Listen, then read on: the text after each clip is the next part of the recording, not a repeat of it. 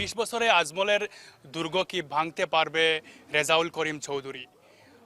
রেজাউল করিম চৌধুরীকে কংগ্রেস মিত্রজোট প্রার্থী প্রক্ষেপ করেছে বিন্নাকান্দিতে। এই মুহূর্তে আমার সাথে রয়েছেন রেজাউল করিম চৌধুরী। বদরুদ্দিন আজমলের দখলে থাকা এই বিন্নাকান্দি বিধানসভা কেন্দ্র থেকে আপনাকে অসম জাতীয় পরিষদ প্রার্থী প্রক্ষেপ করেছে। আপনি কি মনে করেন যে আজমলের দুর্গে আপনি আঘাত করতে পারবেন? দেখেন, আজমলের দুর্গে তো ঠিক আসলো এক সময়।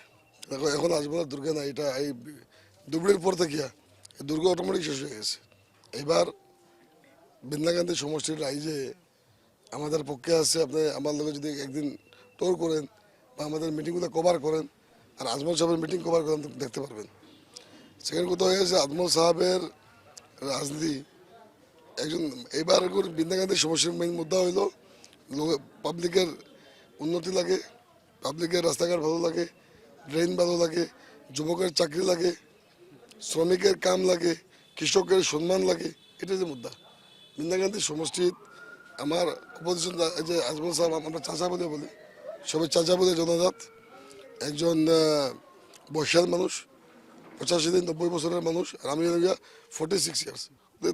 ওনার সঙ্গে আমরা বয়সের নিতে পারি না। আজকে ওনারে কোনো জায়গায় যায় যদি 3-4 মানুষের গাড়ি থেকে টানিয়ে নামাতে হয়, তাইসে উঠতে পারে না।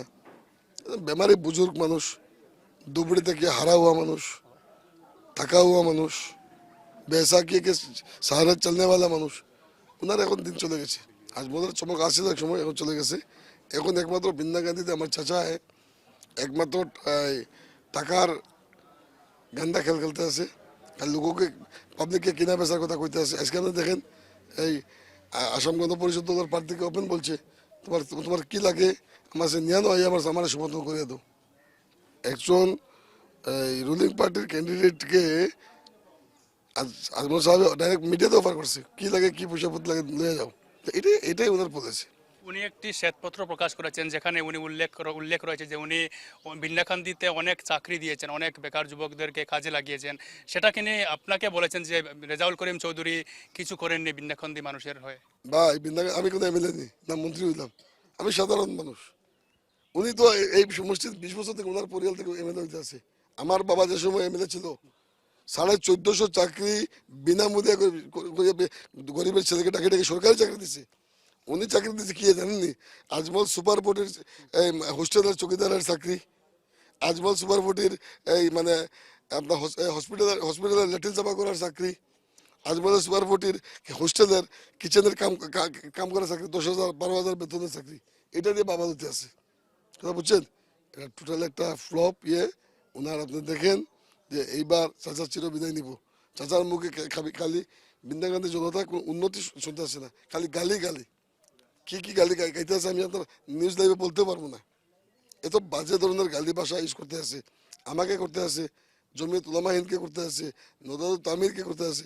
অর্থাৎ আজকে গোটা আসামের দল সংগঠন যেগুলো আছে, আমাদের সংখ্যালঘু ধার্মিক সংখ্যালঘু সংগঠনগুলো সবাই আমাকে ওপেন সমর্থন দিয়েছে, ওপেন মিটিং করে সমর্থন দিয়েছে। তো দেখেন আগে আগে কি হয়।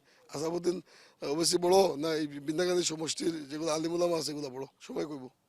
কেমন আশাবাদী আপনি, যেহেতু বদরুদ্দিন আজমল একটা দলের সভাপতি, বদরুদ্দিন আজমল এক বড় ফিগার বলা যায়, কিন্তু বদরুদ্দিন আজমলের সাথে আপনি লড়াইয়ে নেমেছেন এই মুহূর্তে, আপনি কেমন আশাবাদী? আমি অত সময় আপনার কি বললাম, দুবড়ির রেকর্ড ভাঙতে চাইতে আছে, আর আশাবাদী কি হবে এখানে আর। ধন্যবাদ জানাচ্ছি আপনাকে। উনি ছিলেন রেজাউল করিম চৌধুরী, এবং বদরুদ্দিন আজমলের সাথে উনার ফাইট হবে, এবং এই বিন্নাকান্দি বিধানসভা কেন্দ্রে কংগ্রেস মিত্রজোট রেজাউল করিম চৌধুরীকে প্রার্থী প্রক্ষেপ করেছে, এবং রেজাউল করিম চৌধুরী বিন্নাকান্দির বিভিন্ন কেন্দ্রে তিনি প্রচার চালিয়ে যাচ্ছেন, এবং তিনি বলেছেন যে এবার রকিবুলের রেকর্ড ভেঙে আরও অধিক সংখ্যক ভোটে তিনি বদরুদ্দিন আজমলকে সেখান থেকে পরাজিত করবেন, এবং দেখার বিষয়ে আগন্তুক 9 তারিখ বিন্নাকান্দির জনতা কার পক্ষে রায়দান করে।